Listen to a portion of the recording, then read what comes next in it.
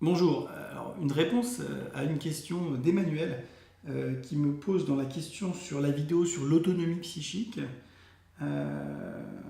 Et lorsqu'on n'a absolument rien à faire du regard de l'autre, est-ce aussi un problème?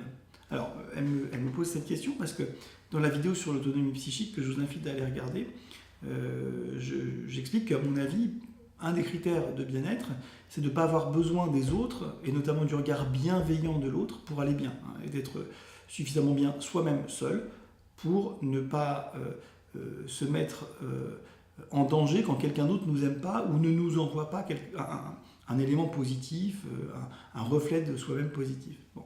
Et donc elle dit, bah, ok, c'est bien quand on se suffit à soi-même, mais est-ce qu'il n'y a pas un risque, est-ce que c'est pas aussi un problème de n'avoir rien à faire du regard de l'autre? Alors en soi, non. En soi, le fait de ne rien avoir à faire du regard de l'autre n'est pas un problème.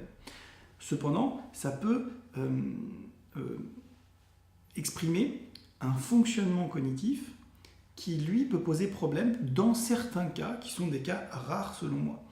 Notamment ce qu'on appelle vulgairement les psychopathes, les sociopathes, ou les narcissiques, qui partagent un trait en commun, ou même d'ailleurs les autistes, ou certains schizophrènes, qui partagent tous ceux que je viens de vous dire là, les autistes, les schizophrènes, les narcissiques, les psychopathes, un trait, ils partagent rien d'autre, mais ils partagent ça en commun, le trait d'avoir un niveau de théorie de l'esprit et d'empathie faible qui les amène à ne rien avoir à faire du regard de l'autre.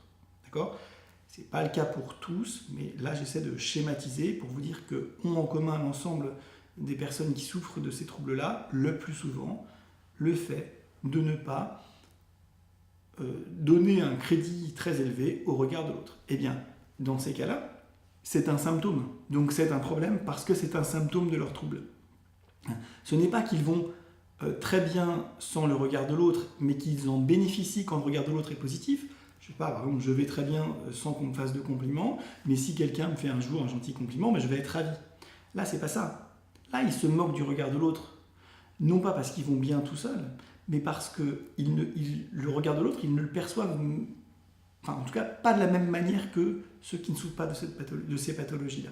C'est-à-dire que pour eux, le regard de l'autre, ils s'en moquent, mais ils s'en moquent parce qu'en fait, ils le perçoivent finalement assez mal, voire pas du tout. D'accord ? Quelqu'un qui souffre de certaines formes de schizophrénie, quelqu'un qui souffre d'un trouble du spectre autistique assez sévère, quelqu'un qui souffre de psychopathie ou quelqu'un qui souffre de narcissisme, le regard de l'autre, ça ne leur parle pas tant que ça. Donc, la réponse à la question d'Emmanuel, est-ce que quand on n'a absolument rien à faire du regard de l'autre, c'est anormal? Bah, a priori non, pas du tout, sauf quand ça l'est, mais quand ça l'est dans le cadre d'une autre pathologie, d'une autre symptomatologie psychiatrique.